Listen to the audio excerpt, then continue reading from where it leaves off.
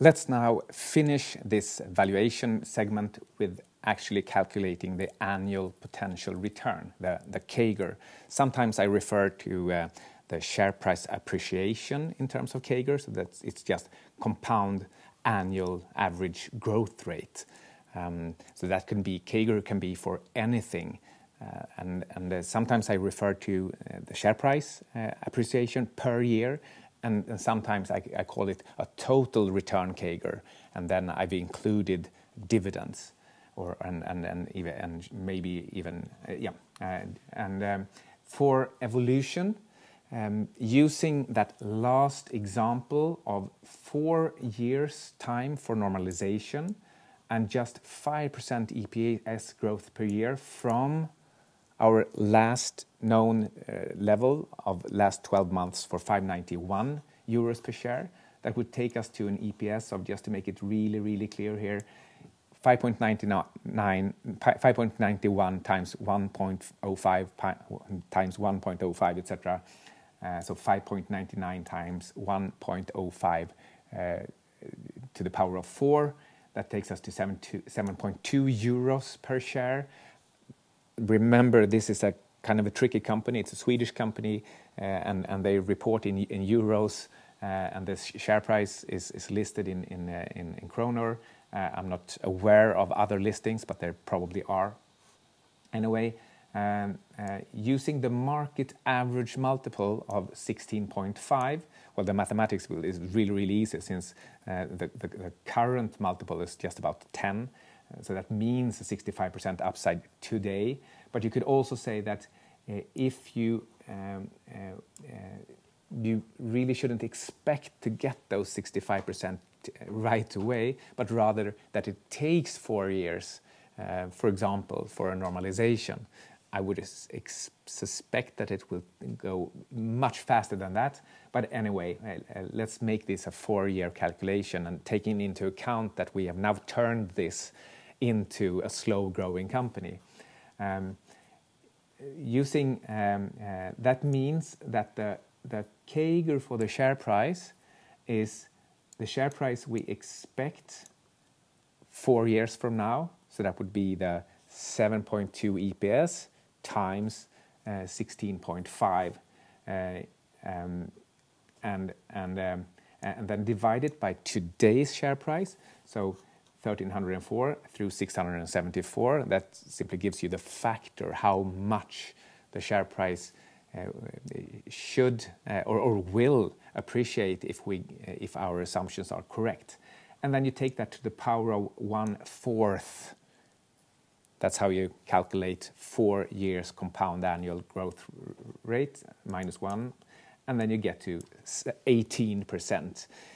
In detail, it's 17.94%. But remember, we should never use too high a precision, because that will only fool ourselves into thinking things are more certain than they are.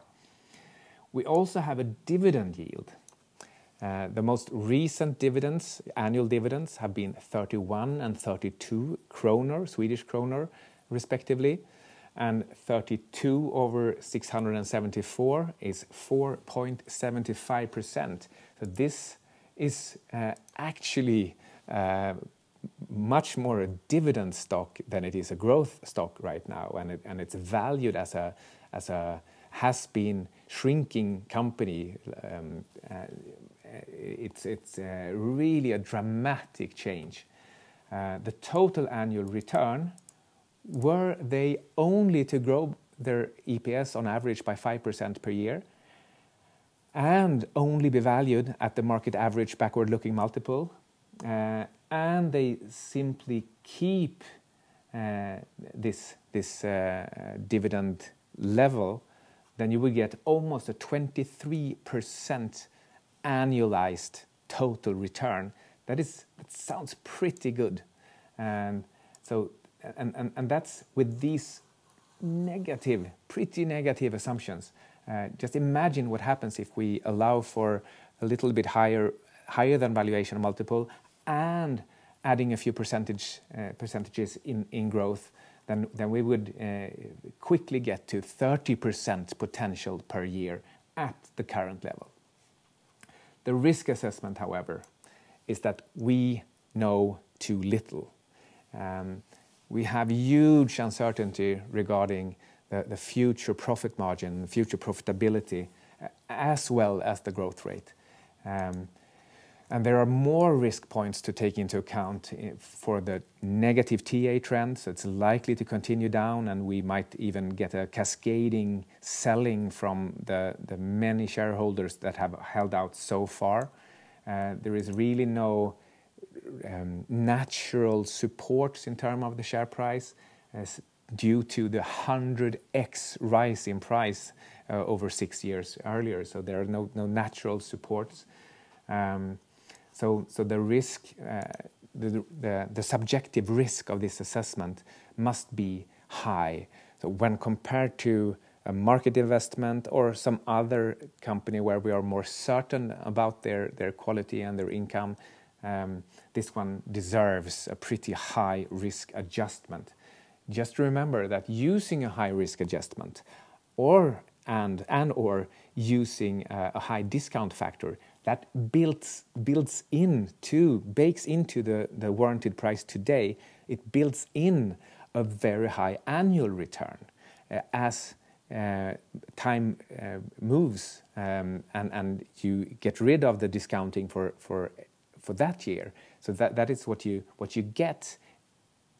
You will get whatever risk you build in. So if you use a 20% discount rate, that means that if your warranted price in the entire calculation comes to the same as the current price, then that means that you will get a 20% annual return, since you're using a 20% return to get to zero today. And for every year that passes, those 20%, that discounting is behind us.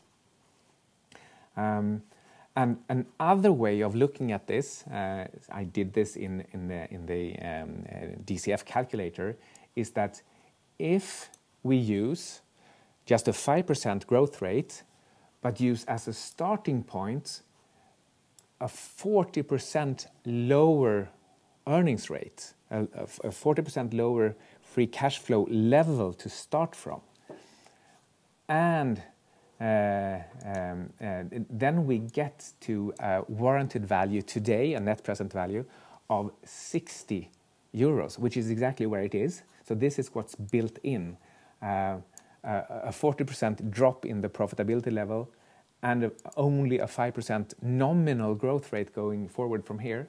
And since we're using a 15% discount rate, then from here we will get a 15% return per year.